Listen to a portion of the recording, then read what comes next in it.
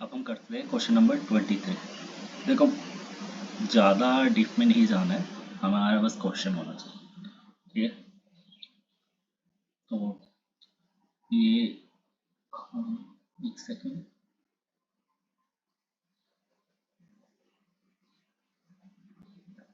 ये हमारी क्या होगी,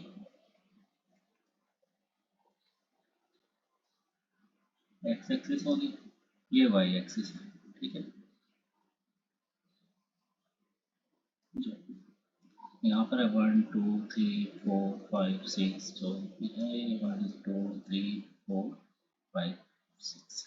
पहला पॉइंट क्या है, देखो क्या बोला है, 3 vertices of parallelogram are this, it's fourth vertexes is, तो इसका फोर्थ हमें बताना है। देखो, तुम्हें ट्रिक के वैसे तो ग्राफ की हेल्प से करवा रहा था मैं।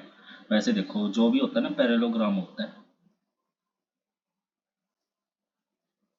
जो इसके डायगोनल्स होते हैं वो क्या करते हैं, एक दूसरे को बाइसेक्ट करते हैं। बाइसेक्ट मतलब एक दूसरे को बराबर हिस्सों में काट देंगे, दोनों बराबर होंगे, ये दोनों बराबर होंगे। तो अब हमारे पास क्या है, 1,3 है, 2,4 0 है। ये मैं सोचना कि इसके अकॉर्डिंग बना रहा हूँ, ऐसे नॉर्मली बना रहा हूँ। 5,1 है, और ये हमारे x,y, तो ये बता देंगे। तो तुम पहले ना ये पॉइंट निकाल लो। ठीक है, ये पॉइंट क्या होएगा, दोनों को बाइसेक्ट कर रहा है, तो सोचो ये a, b है। कैसे निकलता है बीच वाला पॉइंट, ये क्या होता है, एक्स एक्सिस वाला पॉइंट है, तो एक्स एक्सिस वाले पॉइंट को हम ऐसे लिखते हैं x1 प्लस x2/2। बाइसेक्ट कर रहा है ना, तो बराबर हिस्सों में बांट रहा है, तो x1 क्या है, 1 है। इस लाइन पे ये वाला हिस्सा बराबर है, तो ये और ये ले लो, तो x1 1 है और ये 5 है, तो डिवाइड बाय 2 कितना आ जाएगा, 3। इसी तरह y b कितना आएगा, y के लिए लेना है y1 प्लस y2 बाय 2, कितना आएगा 3 प्लस 1 बाय 2, 4/2, 2 आ जाएगा। तो ये पॉइंट हमारा b क्या हो गया, ये ऐसे b गया हुआ है, ये है a,b 3,2 आ गया। ये हमारा 2,0 है ही, और ये हमारा x,y जो हमें निकालना है। अभी मैंने बोला था बाइसेक्ट करते हैं, तो इसको भी बाइसेक्ट कर रहा है ये, तो इसको कैसे लिखेंगे, तो a क्या है हमारा, सेम वही इस वाले फॉर्मूले में रखना है। अब x1 x2 इनके अकॉर्डिंग हो जाएंगे, तो x1 क्या है हमारा, पहले तो a लिख लेते हैं, a हमारा 3 है, x1 हमारा x है, और x2 हमारा 2 है, डिवाइड बाई 2। 2 उधर जाके ये वाला मल्टीप्लाई होकर 6 हो जाएगा, तो इसको कैसे लिख सकता हूँ मैं, 6x प्लस 2। तो x मेरा क्या आ गया, 6 में से 2 को माइनस कर दो, 4 आ गया। ठीक है, तो x मेरा 4 आ गया, तो b या c ऑप्शन में से हो सकता है।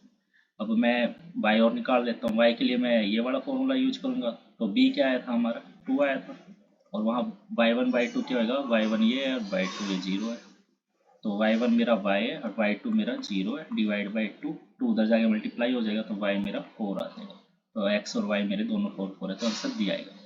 अब मैं उसको उस फॉर्मूला किया, मतलब जस्ट ट्रिक से, ग्राफ से, 1 2 3 4 5, 1 2 3 4 5। पहला पॉइंट क्या है, 1,3, तो 1 ये होएगा, 3 ये, तो यहाँ पर आएगा। दूसरा क्या है, 2,0, तो ये हो गया। तीसरा क्या है, 5,1, तो ये हो गया।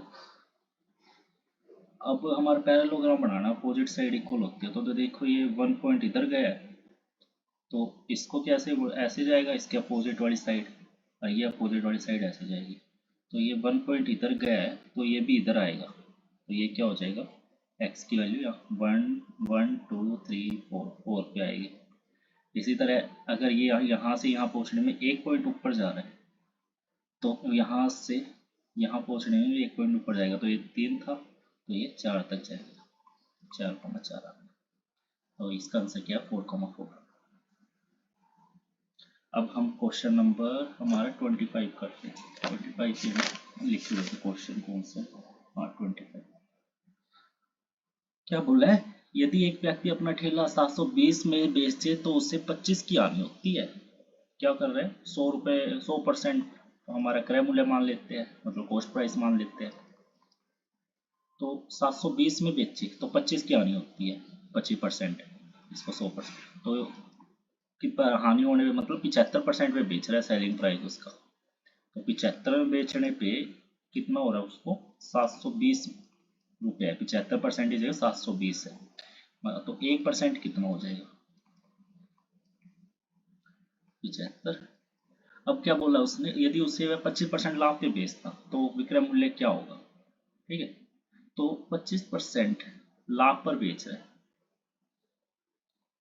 25% लाभ का मतलब क्या होता है, 100% हमारा कॉस्ट प्राइस, 25% लाभ क्या हो जाएगा, 125 रुपये में बेच रहा है, मतलब 125%। तो 1% हमारा इसके इक्वल, तो 125% किसके इक्वल होएगा, मल्टीप्लाई कर देते हैं जो 1% होता है उससे। 1% के मूल्य इतना, तो 125 का कितना होएगा, ये 25 75, 25 5 ये 3 7 है, ये 3 2 जा और फिर 3 4 जा 0। अब 240 की 5 से मल्टीप्लाई करोगे तो कितना आएगा, 10 से करते हैं तो 24 हो जाएगा, पर 5 से करें मतलब आधे से करें तो 24 का आधा 1200 करके देख लेना, 1200 आएगा। तो 1200 मूल्य की क्या हो गया, विक्रय मूल्य बताना था ना हमें, 25% में विक्रय मूल्य मतलब सेलिंग प्राइस बताना था, जब अगर 25% लाभ में बेचे तो ये 1200 रुपये। अगर ये बोलता कि मुझे क्रय मूल्य बताओ कितना होता, तो क्रय मूल्य हमने 100% मानना है, तो 1% कितना है हमारा, 720/75 है, तो 100 कितना हो जाता, ये आ जाता आंसर। अब नेक्स्ट क्वेश्चन हमारा है 34।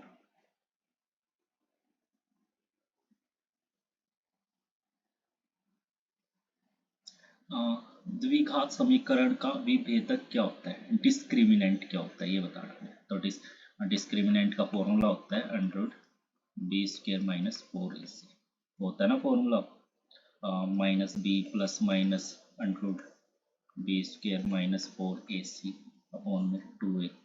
एक्स की वैल्यू आ जाती है ना, एक्स वाई जिसमें भी ये समीकरण होता है, तो सीधा फॉर्मूला होता है, और कई लोग फैक्टराइजेशन करते हैं, तो उसमें अगर सीधा फॉर्मूला ये है तो इसमें ये जो डी होता है ये होता है, ठीक है। तो इस डी की वैल्यू बतानी है हमें, तो इसको कंपेयर करो पहले तो स्टैंडर्ड क्वाड्रेटिक इक्वेशन से।